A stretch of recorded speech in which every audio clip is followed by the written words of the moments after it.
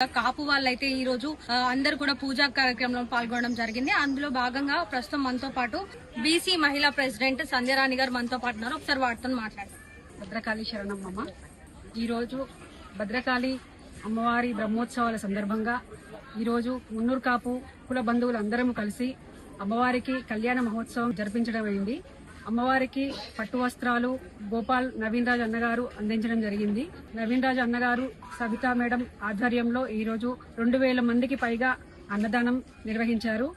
ప్రస్తుతం మనతో పాటు తెలంగాణ రాష్ట్ర బీసీ సంక్షేమ శాఖ అధ్యక్షుడు నాయని భరత్ గారు మనతో పాటు ఉన్నారు. ఒకసారి వారితో మాట్లాడు. నమస్తే అండి. ఈరోజు మున్నూరు కాపు వారి ఆధ్వర్యంలోనే ఇదంతా కూడా కార్యక్రమం జరిగింది. సో మీరు ఎలా అనిపిస్తుంది? అంటే వాస్తవానికి వాళ్ళతో పాటు పెద్ద ఎత్తున కూడా మున్నూరు కాపు కుల బాంధవులు పాల్గొనడం జరిగింది.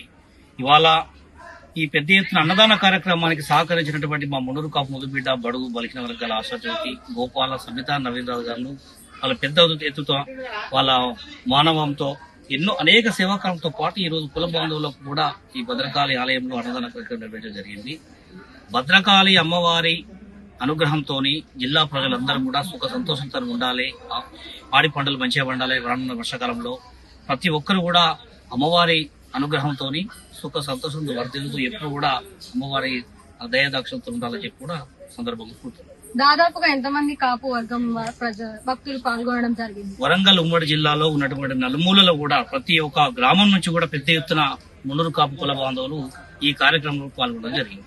సో చివరిగా మన వరంగల్ ప్రజలకు కావచ్చు, భద్రకాళికి వచ్చే భక్తులకు కావచ్చు, మీరు ఏం చెప్పాలనుకుంటున్నారు? అంటే అందరూ కూడా భక్తి శ్రద్ధలతోనే అమ్మవారిని దర్శించుకోవాలి.